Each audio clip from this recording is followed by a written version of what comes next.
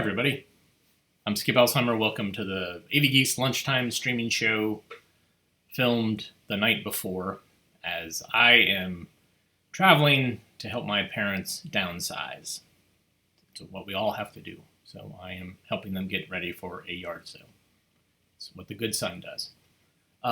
But anyways, I still wanted to kind of show you stuff, and so please comment and have a good time, and I'll monitor probably later.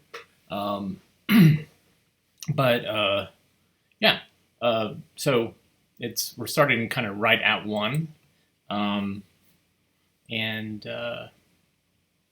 This first film we're going to watch is from the Moody Institute of Science.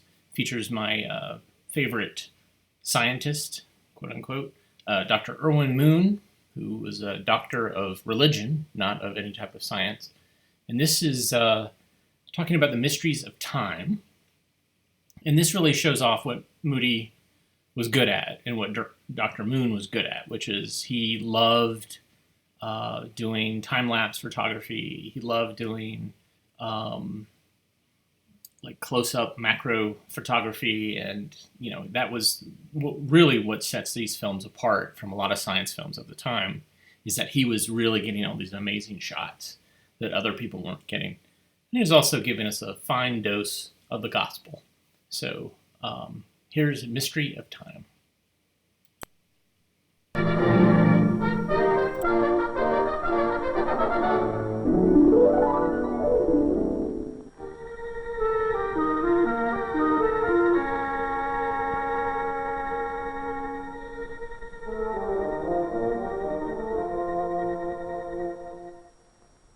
Hello there. Welcome to Moody Institute of Science. Say, do you like mystery stories? Well, we have one for you. In the tradition of all good mysteries, it's complete with a haunted house and ghosts out of the past. A science lab seems a strange place to look for ghosts, doesn't it? But our story is true. Before we're finished, I think you'll agree that truth is stranger than the strangest fiction. The mystery is time. The haunted house is space. In our true story, the ghosts travel at the speed of light, and they come straight out of the past, your past. Yes, time is a mysterious thing. Have you ever tried to define time? The harder you search for a definition, the more elusive it becomes. We're going to explore the mystery of time in the laboratory. Before we find the ghosts, we'll have to sort through some facts, but we'll find them, for they're very real. Hello, Pete. How are things going? Fine, Dr. Moon. We're about ready to roll on a high-speed shot. Oh, that's great. Mr. Margosian is one of our skilled technicians here at Moody Institute of Science. In addition to a rich background of photographic experience, he's shown a more than usual interest in the subject of time. Pete, do you suppose you could tell us just a bit about the equipment that you use? I'd be glad to. The most important piece of equipment is right here. It's a super high-speed camera. I like to call it a time microscope. It does to time what the microscope does to physical dimension. It enlarges a period of time instead of a bit of matter. How fast will the camera be running on this tape, Pete? About 3,000 frames per second. Let's see. That'll stretch 1 second into about 2 minutes, won't it? Yes, 2 minutes and 5 seconds to be exact. And this will give us an opportunity to observe some interesting properties in liquids. We're using milk in this experiment because it photographs easily. I'll adjust the flow until it appears a fine trickle to the eye. There. Would you start the camera, Doctor? Now? Ready?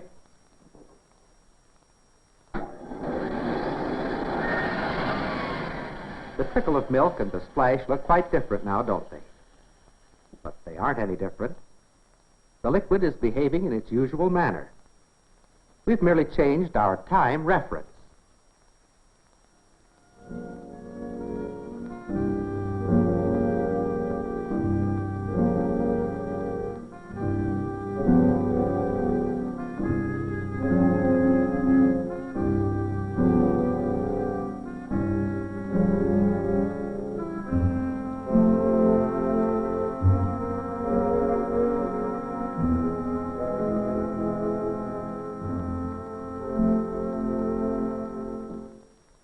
Did you ever drop a steel ball into a bowl of milk? There's probably no good reason why you should have, but it does make an interesting high-speed study. Watch. The high-speed camera checks the fall, and the steel ball seems to float slowly downward to disappear beneath the surface of the liquid. Then, when you've almost forgotten about it, the ball slowly bounces back. Don't be confused now. This isn't one of the ghosts we were talking about. It's just the milk that follows the ball into the air.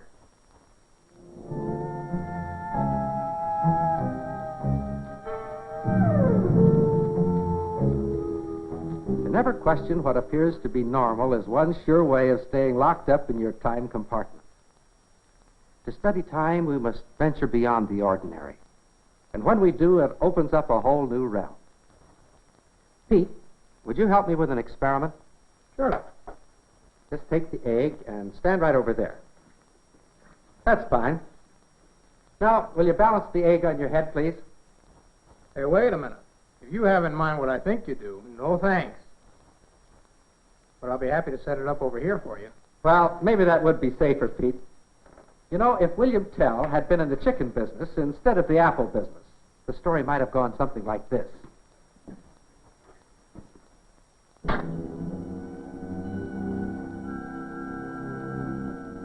Of course, the flight of that arrow required but a tiny fraction of a second.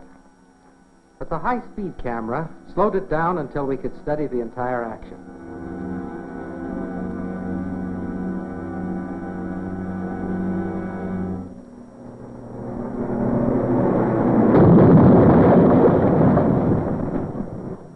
Recently at the University of California at Los Angeles, a high-speed camera study was made of that split second involved in a head-on auto crash.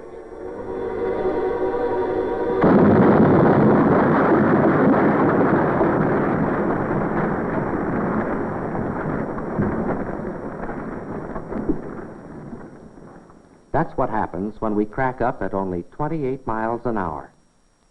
Not many of us keep it down to that anymore, do we? It's a bit disconcerting to realize that just a fleeting moment of this stuff we call time can introduce you to a whole eternity.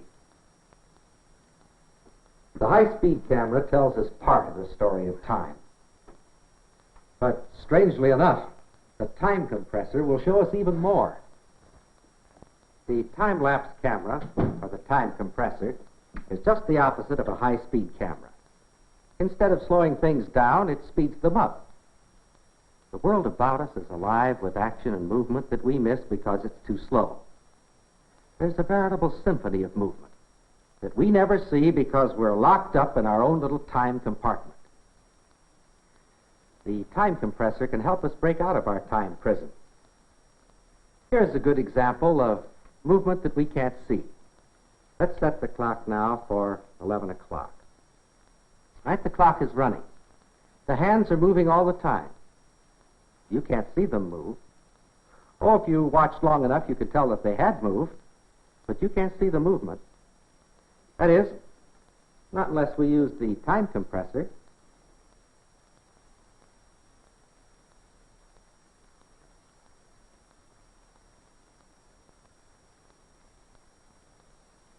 Did it seem to you that the hands of the clock speeded up and slowed down? Well, actually, they didn't change speed at all. The clock kept right on running at standard clock speed. You've been watching it for a whole day. Now, we just changed your time reference by changing the interval like this.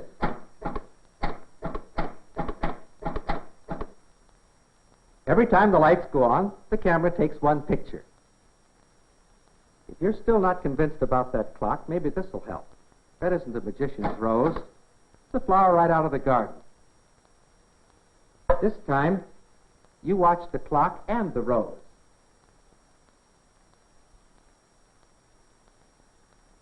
We are now taking pictures at a 10-minute interval.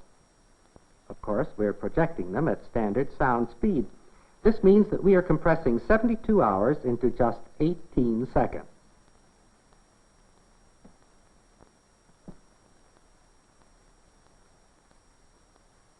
Yes, this is a real rose. And these are real whiskers, too. You see, I haven't shaved since you started to watch that rosebud open 3 days and nights ago. Gives you something to think about, doesn't it? This is a 3-foot length of standard 16mm motion picture film. On it, there are 120 separate pictures. This 3 feet of film could go through the high-speed camera in a... Oh, I shaved while you were looking at the close-up of the film. You see, we used the time-lapse camera to take the close-up, so there was plenty of time. This 3 feet of film could go through the high-speed camera in a thousandth of a second.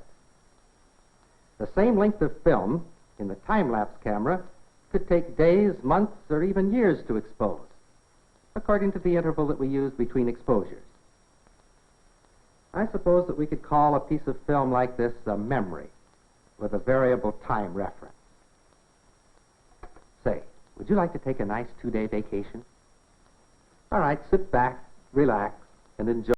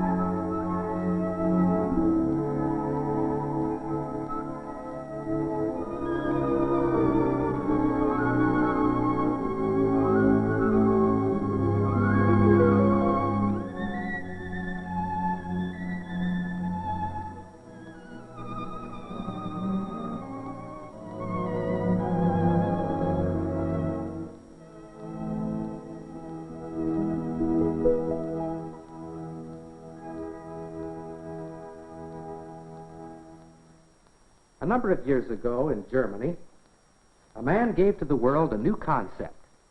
It shook the scientific world from top to bottom, changed the course of human history, and gave us the atomic age. The man, Albert Einstein. The concept, relativity.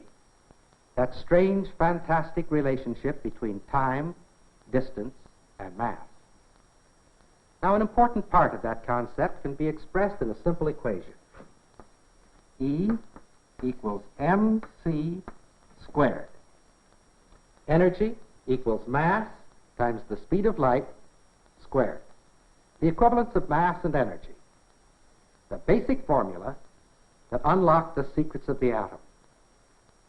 But equally, if not more important, is that relationship between time and space.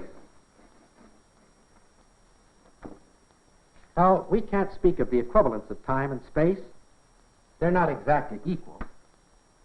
But we can say that they are relative, or they are all bound up together. Just obtuse theory, you say? Well, maybe so. But every day there is new concrete evidence to prove it true. When Dr. E.O. Lawrence and his associates at the University of California designed the 184-inch cyclotron, they didn't laugh at this theory. They accepted it as true, and it's a good thing they did. In the cyclotron, tiny particles are accelerated in magnetic and electrical fields until they approach the speed of light. This rotary condenser at the side of the cyclotron compensates for the increased mass of the particles, which occurred exactly as Einstein had predicted it would. Let's suppose that at some day in the Buck Rogers future, you decide to take a trip to a planet satellite of the star Sirius. As long as we're supposing, let's say that your atom-powered rocket ship is capable of traveling at 99,999,999 100 millionth% of the speed of light. Now, of course, this is very close to 186,284 miles a second. In view of the fact that Sirius is 9 light years from the Earth, it would take just a little over 18 years to make the round trip. Naturally, you'd plan to take a large supply of food, but all you'd need would be a sack lunch. Traveling at this speed, not only would your watch slow down by a factor of 70,000, but your heart, respiration, digestion, appetite, all would slow down in the same ratio. You could leave the Earth some morning right after breakfast. By the time you got to Sirius, you'd be ready for a sandwich. And when you got back to the Earth, you'd be just hungry enough for a good dinner. But then would come the surprise. You'd find that while you were only 1 day older physically, your children would all be grown up and through college, and all your friends would be 18 years older than when you left them just 12 hours ago by your watch. A concept such as this is almost impossible for the human mind to grasp. It's so far beyond our normal experience. But maybe this will help. First of all, listen to my heart.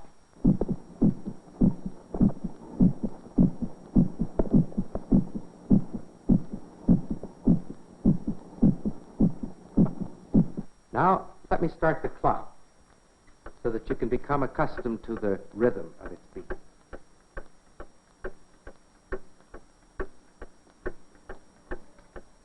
The yardstick. It looks normal, doesn't it? But if we could accelerate this room and everything in it to the speed of light, 186,284 miles a second, time would stand still. My heart would stop beating, yet I wouldn't die. The clock would cease to run. And everything would squeeze into a line, infinitely thin. Now, we can't speed the room up to the speed of light, of course. But with the magic of some very special photography, we can show you exactly what would happen if we could speed up the room to 90% of the speed of light, 167,000 miles per second. Are you ready? All right. There's our speedometer. And we're going to travel in that direction. You notice what's happening? My voice has changed. Look at the clock. Listen to my heart.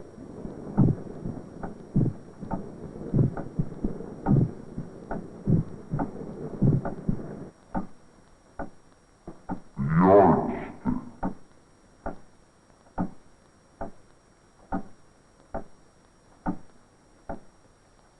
All right, let's go back to normal now. This time, we're going to accelerate vertically instead of horizontally. Now the yardstick is 18 inches long, approximately when we hold it vertically. Then it comes back to 36 inches. When we bring it to the horizontal. When the room was accelerated, everything seemed normal to me. My voice sounded the same. The rhythm of the clock remained constant. The yardstick seemed the same in both directions. That's because I was accelerated along with the room. But you, as a stationary observer, were aware of the changes. Now, of course, the visual effects which you noticed were achieved in this case by the use of a Panavision lens, a variable aspect ratio lens. But the effect was exactly the same as if the room had actually been accelerated to 90% of the speed of light. These are called relativistic effects. They are based on mathematical formulas that are as common in the workaday world of the nuclear physicist as 2 times 2 equals 4 is in our world.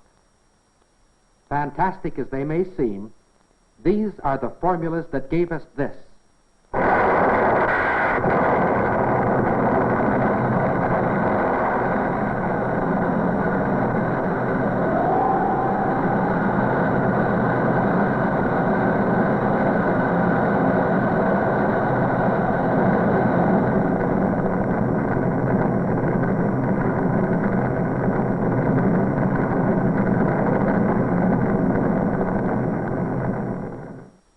As the knowledge we've been discussing created a Frankenstein monster which is about to destroy us, has science somehow become an evil thing? No. True science is a body of fact, and facts are not of themselves immoral. They become good or bad merely in the use to which we put them. The discovery of nuclear energy has brought the potential of enormous benefit to mankind. At the same time, it's given man the ability to destroy himself, to wipe out civilization. Now, which will it be? Well, frankly, I don't know. But this I know. The very formulas and facts which gave man the ability to blast himself into eternity, these very facts contain powerful moral and spiritual implications which just might keep him from doing it. Now, we've considered some weird and fantastic things. But the implications to which we have just referred are the strangest and the most fantastic of all. And once again, they involve this relationship between time and space. Would you like to see with your own eyes 1,000,000 years into the past and see it in the present, as though it were right now? Well, you can. Tonight, take a little drive out into the country, away from the city lights. If the night is clear, and if your eyesight is good, you will be able to see in the constellation of Andromeda a faint, hazy object. It's called the Andromeda Nebula. It's actually another universe, another galactic system, over 1,000,000 light years out in space. While you're looking, remember this. The light reaching your eye tonight left that distant universe over 1,000,000 years ago, and it has been traveling like a wailing banshee through space ever since. You're looking more than 1,000,000 years into the past and seeing it as now. Where the nebula in Andromeda is, or how it looks right now, we can't know for sure. For all we know, it may not even exist. All we can know is how it looked over 1,000,000 years ago. Now, of course, it isn't necessary to go this far into space to encounter the same principle. Every day as you look up at the sun, you're looking 8¼ minutes into the past, for the sun is 8¼ light minutes away from the Earth. Also at night, when you look up at Antares, you're seeing 250 years ago, just as though it were right now. From time to time, the newspapers report the discovery of a nova or a supernova, a star that bursts into flame like a giant hydrogen bomb. Any astronomer knows that what we see as now actually happened hundreds or even thousands of years ago. Now, all of this is illustration of the fact that time and space are linked together. But what does this have to do with morality? Well, in the world today, wherever man accepts the concept of a supreme being or a creator of the universe, there are at least 3 points of general agreement. First, that God is omnipotent. That is, he is all-powerful. Well, he'd have to be to create the universe. Then, he is omniscient. That is, he is all-knowing. And he is omnipresent. That is, he is present or existent everywhere at once. Do you realize what this means?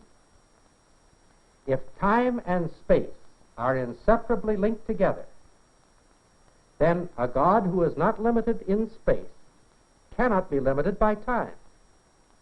If to him every point in space is here, then every moment of time is now. Let's think for a moment about what this means. Let's say that you were not limited in space. If you were on the star Rigel looking back to the Earth, Joan of Arc would just now be rallying the people of France. On Betelgeuse, John Bunyan would be writing Pilgrim's Progress. And on the star Canopus, the gallant 600 would be charging half a league, half a league, half a league onward. And if you were on the star Sirius, you could see what you were doing 9 years ago, because you're still doing it. Gives you something to think about, doesn't it? You know, it's an important thing for us to recognize the possibility that every act, good or bad, lives on and on, that we are forever accountable for our actions. But responsibility is the stuff of which character is made. And accepting a full measure of responsibility is the highest challenge before any young person today.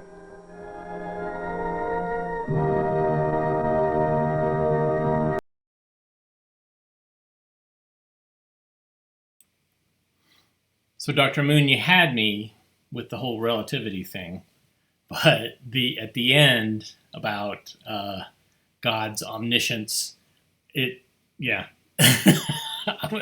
I've seen this many times. Excuse me, and it's a head scratcher. I'm like, what? I don't think that's right, but I don't know. Anyways, really, you can see how playful he is. The whole thing about him, needing to shave, and then suddenly he's shaven, and then he says, like, what happened? Like, he's like, well, while you were looking at that frame, I went and shaved myself, but I had plenty of time to do it. Really quite something. And the fact is that also that these, a lot of these are actually shortened from longer films that were shown in churches, and he used to do this thing called Sermons from Science, where he would do things about science, talk about science, and then he would talk about the gospel. And he would tour around to churches and do it. And he actually did it at a pavilion at the World's Fair. And so it got people who were interested in science the hook was the science to get them to talk about the gospel. After Sputnik launched, there was a bunch of money that was being funneled in for math and science in schools, part of the National Defense Education Act. And so Moody Institute of Science basically edited those down into these shorter films, and kind of didn't talk about the Gospels as much, but they certainly talked about God still, because they were like, well, Jews, Catholics, and Protestants all believe in God, so we can talk about God, just not the specifics of, what we talk about at the Moody Bible Institute, which is Bible-thumping Protestantism. And they felt like they could get away with it, and they did for a while. But at some point, they started getting pulled from schools because people were like, "No, you're mentioning God in weird ways, and we can't really allow that in schools." So, next film we have is Australian, and it's called No Laws Today, and it's basically what happens when there's no laws. And it's kind of like The Purge, but it's funny and slapstick. So here's No Laws Today.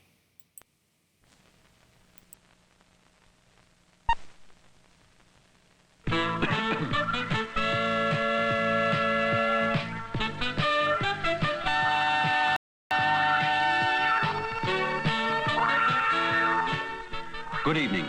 Tonight the government has announced a new scheme to be known as Lawless Days. Claiming that there are too many laws and rules at present, a government spokesman said, if there were no laws at all, perhaps society's problems would disappear. The first lawless day will be tomorrow. There will be no laws from 8 o'clock tomorrow morning until 8 o'clock tomorrow evening. Oh, by granny. Lawless days? A lot of nonsense. It won't affect us. Yeah. Switch it off, fella. Yeah. Honourable member. Reaction to our... Labour opposition said that in future, in fact, notwithstanding, there would be no... A lot of rubbish on TV these days. I don't know why they don't repeat the Waltons, eh? Too right. Come on, love.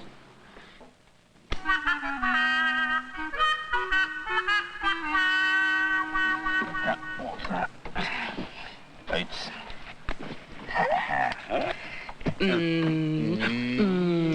Hey, what's he doing there? Oh, right.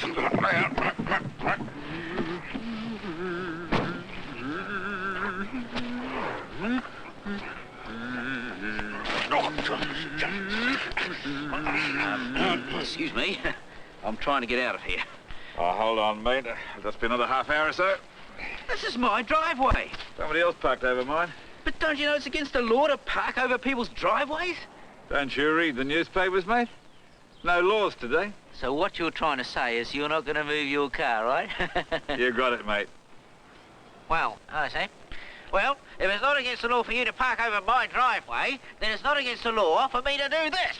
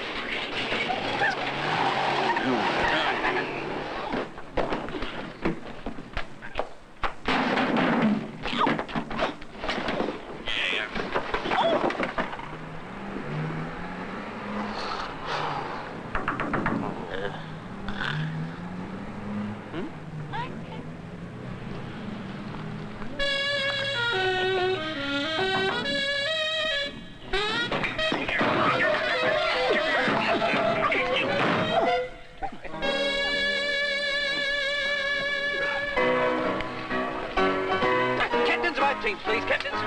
Shake it, shake it. Right, good boys, good luck. Sam, then we're away. Hey, hey.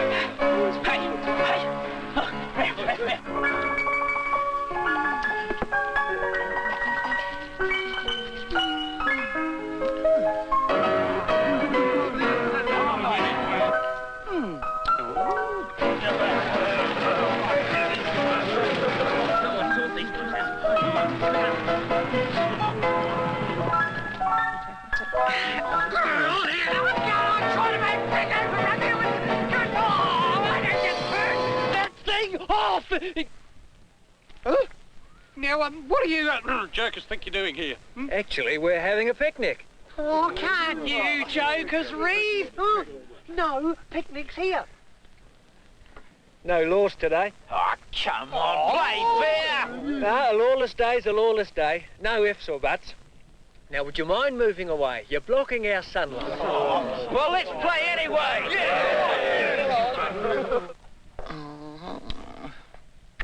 Oh. Now.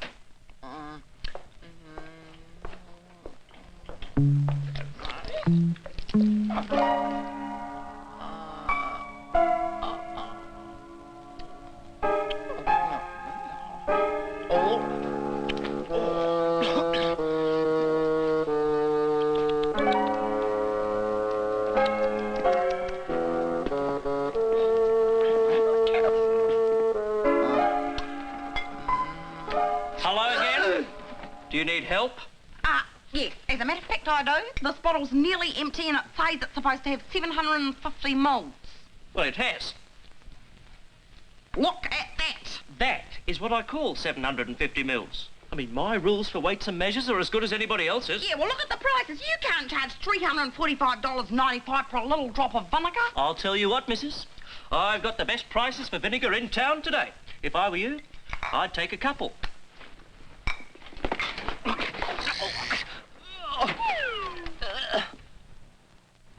Pooh.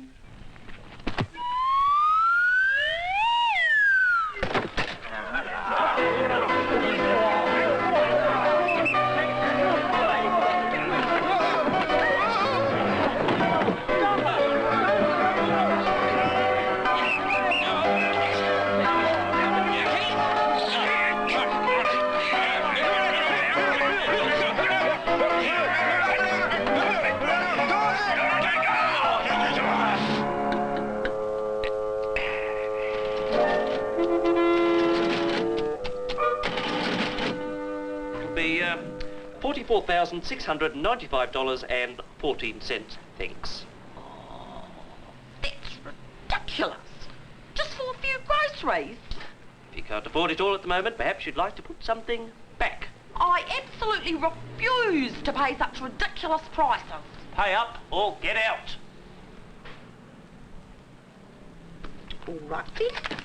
Take this. That is $1. No. It's 44,000, isn't it? What school did you go to? If that's 750 mils, that is $44,000. This says 750 mils. This says $1. Oh, no. No. We're not going by that number there anymore. We're going by that one there. And that says $55,695. Which means that you owe me $10,000 change. That's the serial number. Pay up or get out. Hey!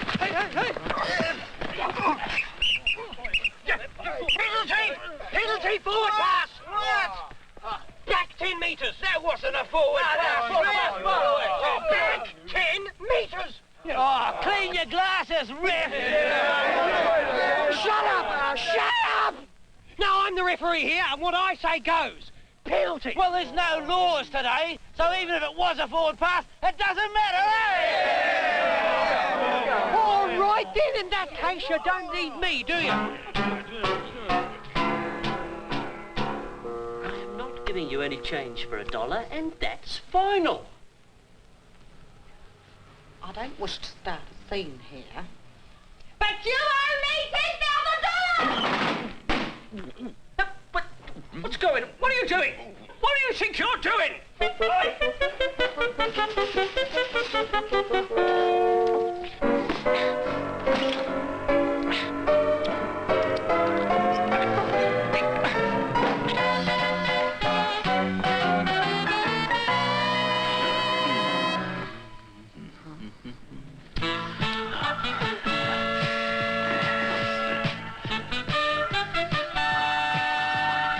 Good evening.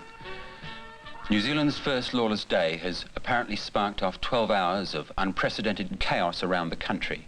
Our cameras were out to record the events.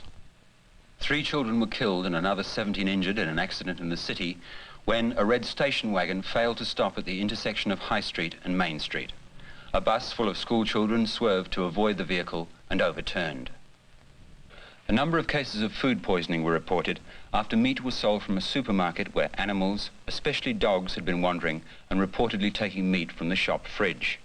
The contaminated meat was returned to the fridge and sold unwittingly.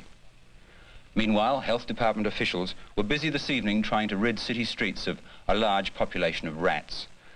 The rats were attracted by rubbish and litter.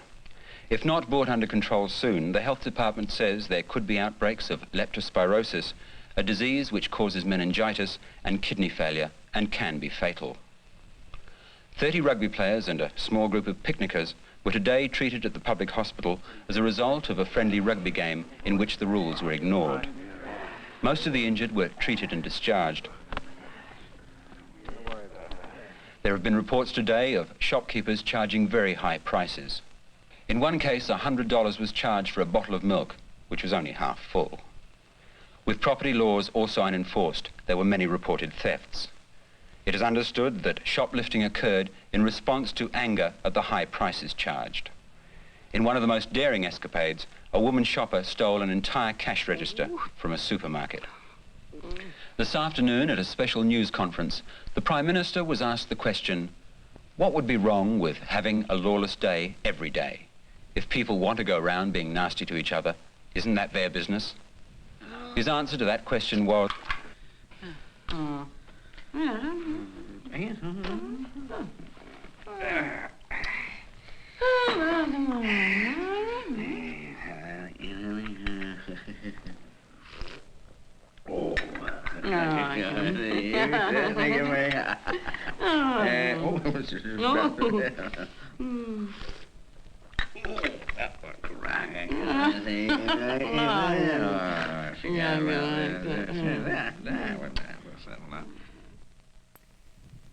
New Zealand, New Zealand, New Zealand. Sorry, not Australia, New Zealand. I always forget that. I love that film. It's great. It's slapsticky, and then at the end they kind of say like, and a bunch of kids died, and all these people got sick. Really quite a great film. This next film we're going to watch is made by Walter J. Klein Films, which was based in Charlotte, North Carolina, which is about 3 hours from here, and actually fairly close to where I'm going to be, or where I'm going to be when you watch this. Anyways, this is another bus safety film. We're all in the driver's seat. And this one has an awesome countdown, which is, I think they were trying to alert projectionists, unqualified projectionists, about what to look for before they start the film to try to eliminate the damage and to make the viewing experience better. So we're all in the driver's seat. 20, 19, 18. Stop now if the numbers and sounds aren't together. Stop now if the projectionist is inexperienced. Stop now if you failed to clean the projector. Stop now if the film is chattering. Stop now if the picture is smeared. 3.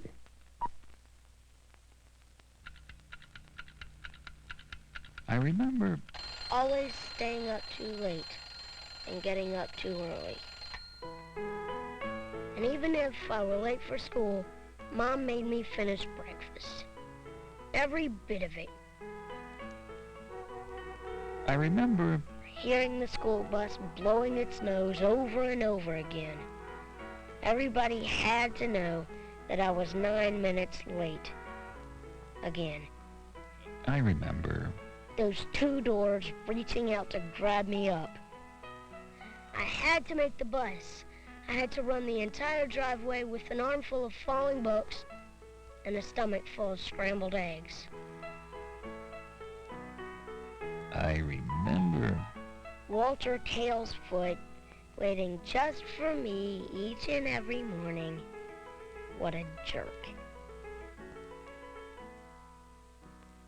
I remember. Mary Louise Culpepper, always saving me that one dreaded seat. She was the only one to finish her homework the night before.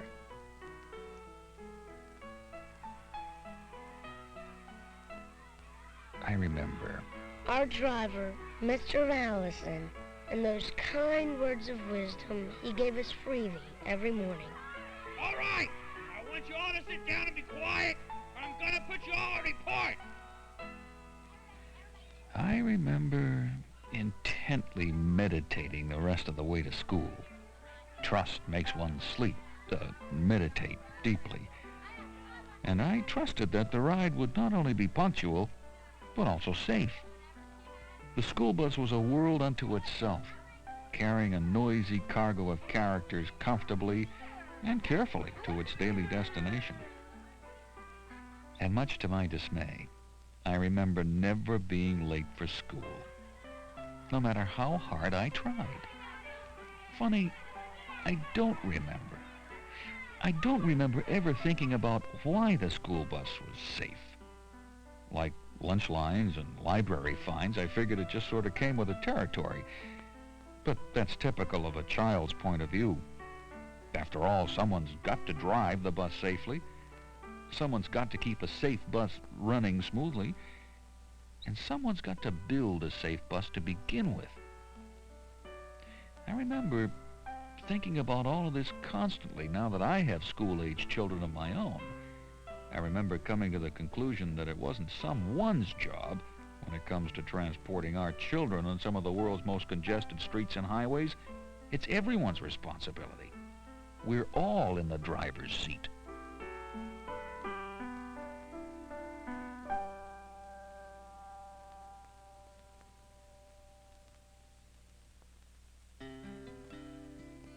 Even years after we finished school, we never finish our schooling. Since I always took school bus safety for granted, I had to do a little homework to uncover the facts. Fact, school buses are the safest mode of mass transport on the ground today. Each and every day, American school bus drivers transport children the equivalent of 34 round trips to the moon, safely. Try to imagine an astronaut attempting to chauffeur 60 screaming students past potholes, through intersections, and over soft shoulders without incident. Then you remember your friendly school bus driver. Fact, though more than 50,000 Americans lose their lives every year on our streets and highways, less than 0.04% of those are in school buses. Why is it so much safer to ride a school bus than an ordinary car? Remember how the school bus is built. In 1966, the National Traffic and Motor Vehicle Safety Act was created to assure us all that critical safety standards would be maintained in school buses. Standards controlling tires, wheels, accelerator control systems, emergency warning devices, interior impact protection, brake and lighting systems, emergency exits, structural guidelines, window releases, fuel system integrity, driver restraints, passenger seating, compartmentalization. The list goes on. I remember feeling safer riding in a school bus than riding in the family car.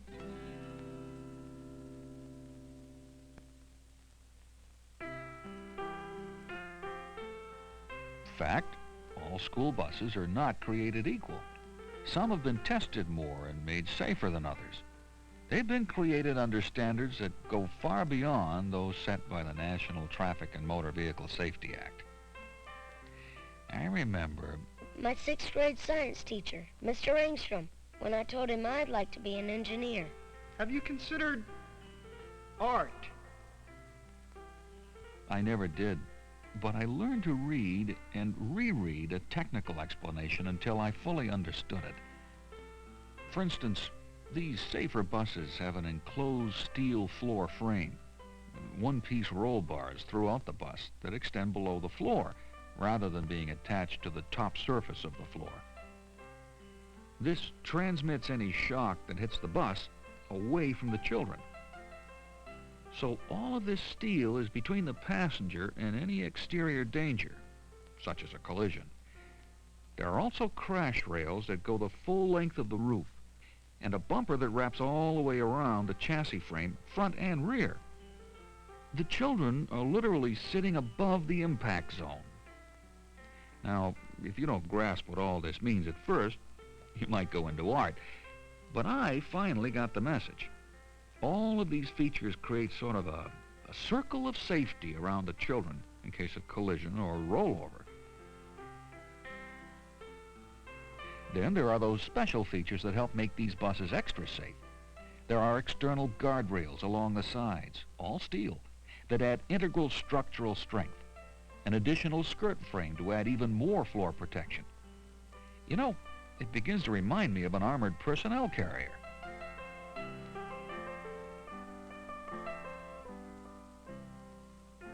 There's a reason for these extra safety precautions, because the manufacturer, like everyone else, has a son, or a daughter, or niece, or nephew, or grandson, or granddaughter, or cousin, or friend riding a school bus.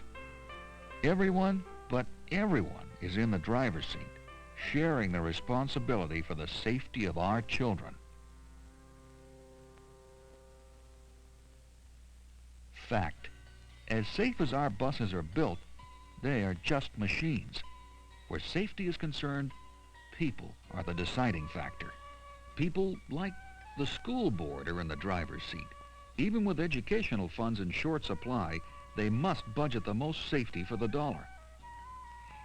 It's the school board that must make a long-term investment in the life of a child and the life of a bus. People like transportation supervisors are in the driver's seat. It's their responsibility to recommend the best, the safest bus for the money. The supervisors also must face the tasks of planning the most efficient and safest routing, as well as employing competent bus drivers. People like the business managers are in the driver's seat, making sure all shop and maintenance facilities for the buses are well stocked. People like the school bus mechanics are in the driver's seat, keeping the buses running as smoothly and as safely as the manufacturer intended. People like the driver trainers, who spend countless hours drilling in safety procedures for every possible contingency. People like the school bus drivers, who must deliver their precious cargo intact and on time, safely and securely each and every morning and afternoon. People like the school bus manufacturers, who must design and produce the safest bus possible that'll last the longest period of years for the fewest dollars. People like the inspectors, who must check every new bus for specifications compliance, then recheck all possible points of wear on existing buses, making sure they're still safe for operation. People like the parents are in the driver's seat, instructing their children in the proper conduct while boarding, exiting, and riding a school bus. People like John Q. motorists, who must constantly be on the lookout for children walking to and from the school bus. And most of all, it's people like the children, who must take responsibility for their own safety. The children must learn to board, ride, and exit a school bus safely. No one person, no one bus can guarantee a completely safe ride. It's a team effort. School bus safety is no accident.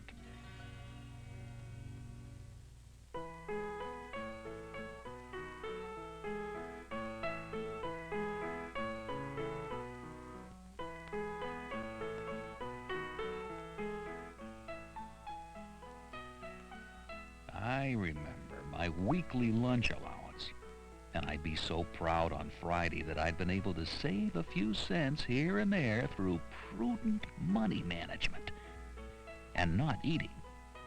Penny wise, dollar stupid. What good were a few extra dimes if I was too sick to enjoy them. I remember my first school board meeting. My heart went out to my fellow parents. As hard as they tried, they couldn't avoid the inevitable. Cutbacks had to be made somewhere. And somehow the school bus, my old friend, was always the prime target. No one could fault the logic of a well-intentioned school board. If we could avoid buying new buses by keeping the old ones running just a little bit longer, the savings would be unbelievable. And that's just what they were, not believable. It's a lot like saving a few cents and not eating. We saved by scrimping on the initial investment and then spent the savings on maintenance for old buses. More fuel costs for the old buses, more insurance for more buses, more drivers for more buses, more salaries and benefits for more drivers. Old buses equal more buses. It's simple as sixth grade arithmetic. State-of-the-art buses now can possibly carry up to 90 children per bus instead of the usual 66 passenger load. Fewer buses to carry the same number of children. Think of it this way. Since the new buses carry 20 to 25% more people, that's 20 to 25% fewer buses. Now that's a believable savings. And where do those savings go? Easy. All that money can go to safety. More money for driver's training. More money for unsafe bus replacement. More money for any additional safety features you'd like to add. And remember that the new buses are safer than ever before. Coach-type buses are more maneuverable in dangerous situations than the traditional bus. There's a shorter turning radius. And don't forget that the coach bus puts the kids well above the impact zone. There are options that add even more safety, such as low-radius mirrors that work like Christmas tree balls, enabling the driver to see children wherever they are in front of the bus. Get out of the area immediately. And PA systems inside and out to call out emergency warnings.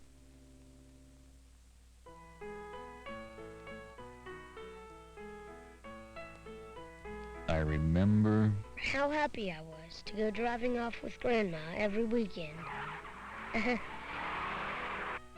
I remember how much I enjoyed my older brother's first week of motoring. And most of all, I remember, and I'll never forget, that quiet smile my father wore whenever I reached the school bus. a smile I never really understood until now.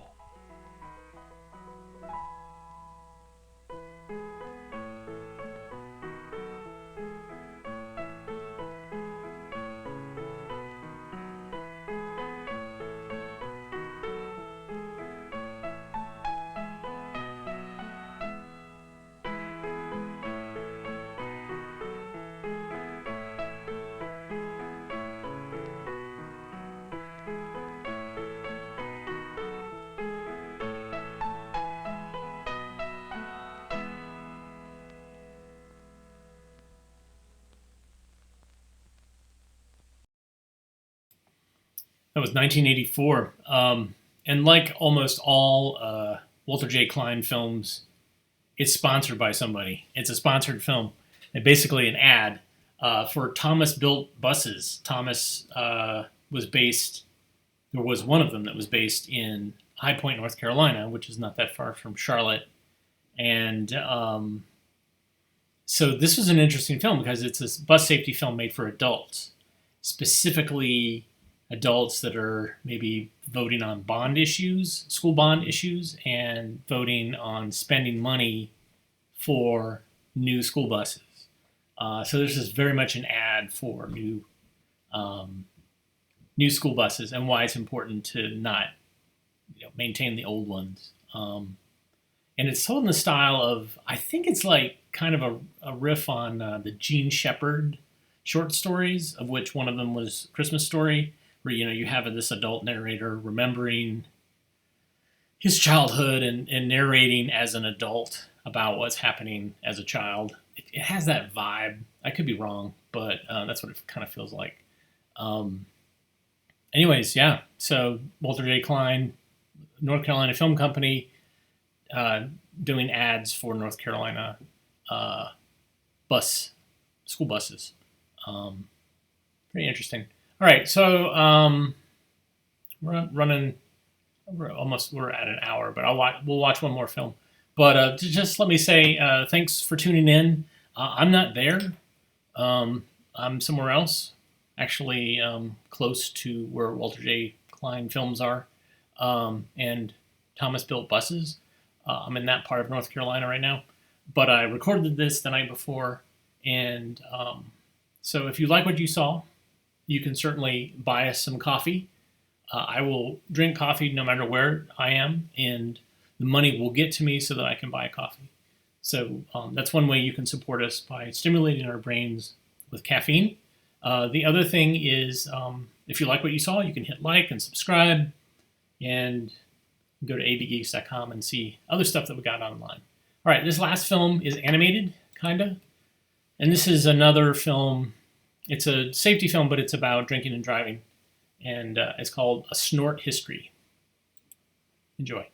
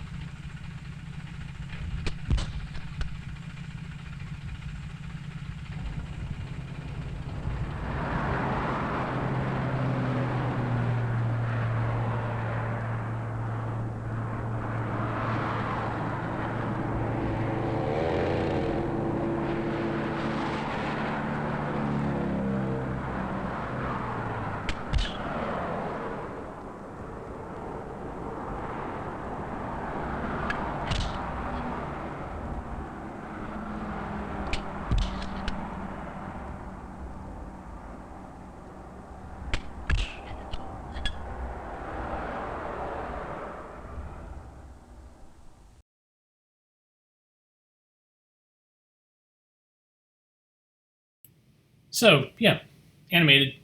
Pat Oliphant did the animation, and you might know him as a political cartoonist. That's how, when I first saw that name, I was like, oh, I know who that is.